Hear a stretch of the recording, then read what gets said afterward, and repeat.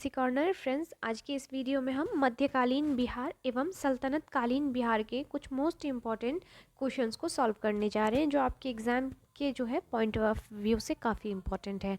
आपको पता होगा जो 3.0 है अगस्त में जो आ रहा है, आपका 24 अगस्त को आपका संभावना डेट भी दिया गया है आयोग की तरफ से। तो उसके लिए जो है हम अभी से तैयारी कर रहे हैं और उसी के अंतर्गत जो है हम पहले बिहार के जितने सारे क्वेश्चंस हैं पहले बिहार स्पेशल को डील कर रहे हैं। तो फ्रेंड्स, इससे पहले भी हम लोगों ने बहुत सारे क्वेश्चंस को सॉल्व कर लिया है बिहार के संदर्भ में, या बिहार स्पेशल कह लीजिए आप। तो अगर आप नए आए हैं चैनल पर तो प्लीज़ आप जाकर उन सभी क्वेश्चंस को सॉल्व कर लीजिए।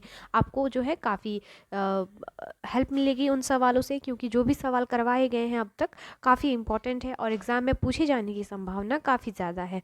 तो शुरू करते हैं आज का इंपॉर्टेंट वीडियो और देखते हैं बीपीएससी 3.0 के लिए बिहार स्पेशल के सवालों को, जिसके अंतर्गत मध्यकालीन बिहार एवं सल्तनत कालीन के मोस्ट इंपॉर्टेंट क्वेश्चंस को आज जो है हम सॉल्व करने जा रहे हैं आज की वीडियो में। तो फ्रेंड्स, वीडियो को पूरा देखिएगा और अगर फिर अच्छा लगे तो प्लीज़ वीडियो को ज़्यादा से ज़्यादा शेयर करने की कोशिश कीजिएगा। तो देखते हैं पहले सवाल को। पहला सवाल है आपका, तुर्क आक्रमण के समय बिहार में कौन शासक था, आपको बताना है। ऑप्शंस दिए गए हैं गोपाल, रामपाल, देवपाल या माहीपाल। तो आपको पता होगा जब तुर्क आक्रमण हुआ था इस समय बिहार के शासक कौन थे। ऑप्शन बी इसका राइट आंसर हो जाएगा रामपाल। जो रामपाल थे तुर्क आक्रमण के समय बिहार के शासक थे। चलिए नेक्स्ट सवाल को देख लेते हैं। महमूद गजनवी ने सर्वप्रथम भारत पर कब आक्रमण किया था। ऑप्शंस दिए गए हैं 993 ईस्वी, 1000 ईस्वी, 1001 ईस्वी या 1002 ईस्वी। तो महमूद गजनवी ने भारत पर जो है सर्वप्रथम आक्रमण किया था 1001 ईस्वी में। याद रखिएगा, ऑप्शन सी हो जाएगा इसका राइट आंसर। काफ़ी इंपॉर्टेंट सवाल है, बहुत बार बीपीएससी पीटी परीक्षा में यह सवाल रिपीटेड क्वेश्चन में है, तो आप इसको अच्छे से याद रखने की कोशिश कीजिएगा। चलिए अब क्वेश्चन नंबर 3 को देख लेते हैं। महमूद गजनवी ने सोमनाथ मंदिर पर कब आक्रमण किया था। मोस्ट रिपीटेड क्वेश्चन है फ्रेंड्स, इसलिए याद ज़रूर रखिएगा। ऑप्शंस जो दिए गए हैं आपको 1023 से 24 ईस्वी के बीच, 1024 से 25 ईस्वी के बीच, 1025 से 26 ईस्वी के बीच या 1026 से 27 ईस्वी के बीच। जो सोमनाथ का मंदिर पर आक्रमण था यह किया गया था आपका 1025 से 26 के बीच। तो ऑप्शन क्या हो जाएगा, सी इसका राइट आंसर हो जाएगा। नेक्स्ट देख लेते हैं क्वेश्चन नंबर 4 को। बख्तियार खिलजी ने कब ओदंतपुरी बिहार शरीफ को जीता था। ये जो तुर्क शासक थे बख्तियार खिलजी, ये आपको बताना है जो ओदंतपुरी बिहार शरीफ में स्थित है, इसको कब जीता था। तो ऑप्शंस देखेंगे आप तो दिया गया है आपको 1196, 1197, 1198 या 1199। तो आपका राइट आंसर क्या हो जाएगा, राइट आंसर ऑप्शन सी हो जाएगा। 1198 में बिहार शरीफ पर आक्रमण किया गया था। चलिए अगले सवाल को देख लेते हैं। अगला सवाल, बख्तियार खिलजी ने बिहार और बंगाल को जीतकर कहाँ राजधानी बनाई थी। बताना है आपको, मोस्ट वीवीआई क्वेश्चन है। बिहार और बंगाल के क्षेत्र को जीतकर जो बख्तियार खिलजी हैं इन्होंने कहाँ पर अपनी राजधानी बनाई थी। ऑप्शंस दिए गए हैं नादिया, पाटलिपुत्र, वैशाली या लखनौती। तो इसका राइट आंसर हो जाएगा लखनौती। ऑप्शन डी इसका राइट आंसर हो जाएगा। याद रखिएगा फ्रेंड्स, सभी क्वेश्चंस काफ़ी इंपॉर्टेंट हैं। चलिए अगले सवाल को देख लेते हैं। बख्तियार खिलजी की हत्या किसने की थी। ऑप्शन दिए गए हैं कासिम नोमानी, महावत खां, ईशा शाह दुर्रानी या अली मर्दान खिलजी। तो जो बख्तियार खिलजी है इनकी हत्या की गई थी अली मर्दान खिलजी ने। ऑप्शन डी हो जाएगा। बहुत बार यह सवाल बीपीएससी पूछ चुकी है अब तक, तो याद रखने की कोशिश कीजिएगा फ्रेंड्स। नेक्स्ट देख लेते हैं अगले सवाल को। अगला सवाल आपका, बिहार के सूफी संतों का आगमन किस शताब्दी में हुआ था। आपको बताना है जो सूफी संत का परंपरा है यह बिहार में किस शताब्दी में शुरू हुआ था। 11वीं शताब्दी, 12वीं शताब्दी, 13वीं शताब्दी या 13वीं शताब्दी का उत्तरार्ध। तो इसका राइट आंसर ऑप्शन बी 12वीं शताब्दी में जो है सूफी संतों का आगमन बिहार में हुआ था। इस प्रकार से ऑप्शन बी जो हो जाएगा आपका राइट आंसर हो जाएगा। चलिए अगला सवाल है, बिहार में आने वाले पहले सूफी संत कौन थे। मोस्ट वीवीआई क्वेश्चन है, क्योंकि पहला सूफी संत पूछा है और जहाँ कहीं भी पहला शब्द जुड़ जाए वो क्वेश्चन अपने आप में जो है इंपॉर्टेंट हो जाता है, क्योंकि ऐसे ही क्वेश्चन पूछे जाने की संभावना लगभग एग्जाम में बनती है। ऑप्शंस देख लेते हैं, मोमिन आरिफ, ताज फकीह, मखदुम मधिया या फिर मखदुम वखलील। तो इसका राइट आंसर हो जाएगा जो बिहार आने वाले पहले सूफी संत थे यह मोमीन आरिफ थे। ऑप्शन क्या हो जाएगा? ए इसका राइट आंसर हो जाएगा। क्वेश्चन नंबर 9 में है आपका बख्तियार खिलजी के आक्रमण के समय पाल वंशीय शासक था। ऑप्शन है आनंदपाल,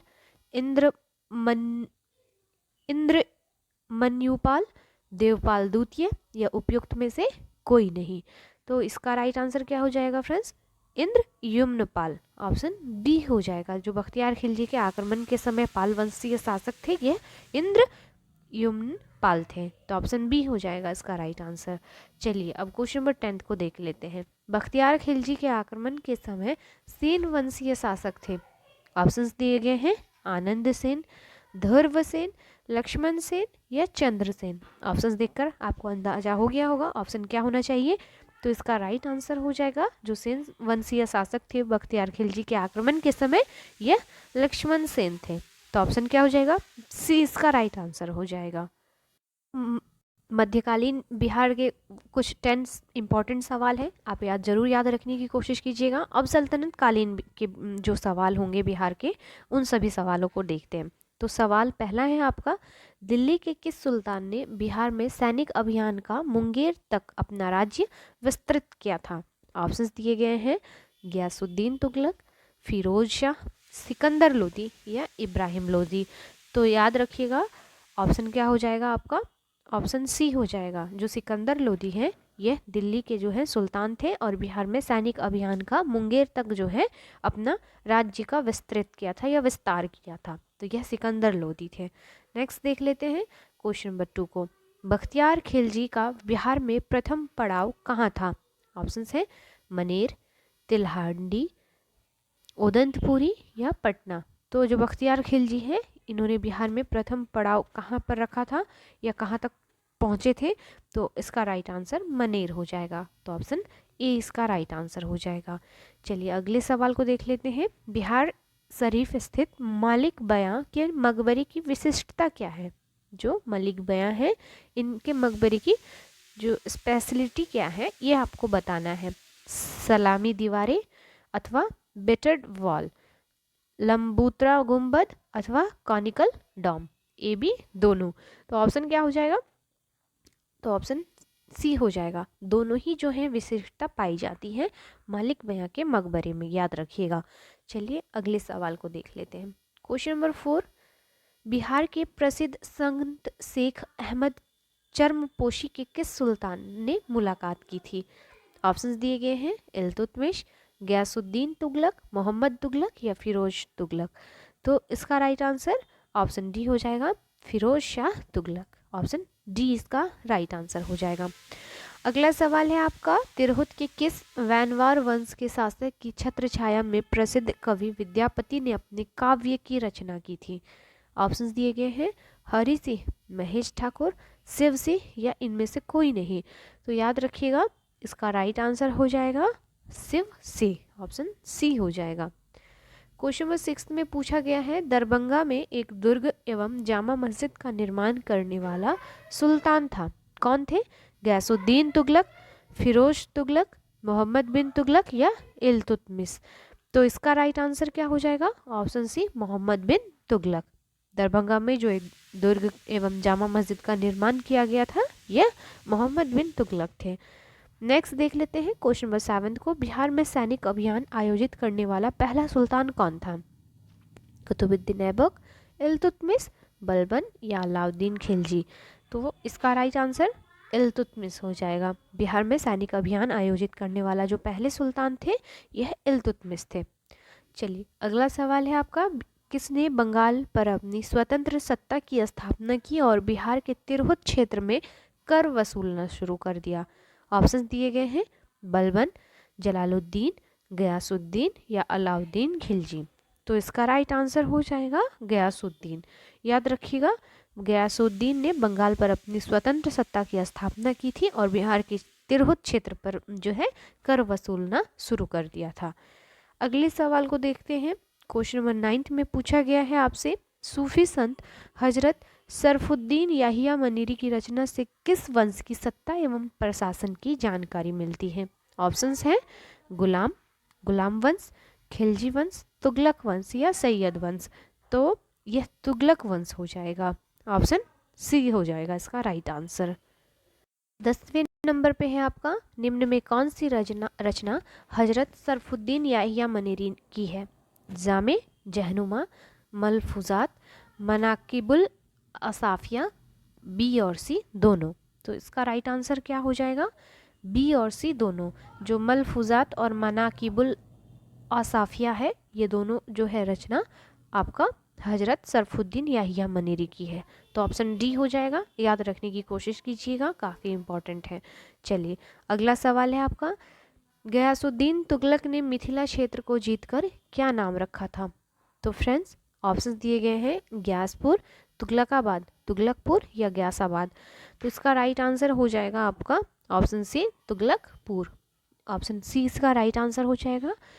नेक्स्ट देख लेते हैं क्वेश्चन नंबर 12 को, तुगलक काल में बिहार की राजधानी कहाँ थी? तुगलकपुर थी, लुक लुकमानाबाद थी, बिहार शरीफ या पाटलिपुत्र। तो तुगलक काल में बिहार की राजधानी थी बिहार शरीफ। काफ़ी इंपॉर्टेंट है और most repeated question BPSC PT परीक्षा का है। तो याद रखिएगा फ्रेंड्स, तुगलक काल में बिहार की राजधानी बिहार शरीफ थी। तो फ्रेंड्स वीडियो कैसा लगा प्लीज़ कमेंट कीजिएगा और एक लाइक ज़रूर कीजिएगा, क्योंकि उससे ज़्यादा मोटिवेट होकर और अच्छे से वीडियोस बनाने का मन करता है, इसलिए लाइक ज़रूर कीजिएगा, शेयर भी ज़रूर कर दीजिएगा।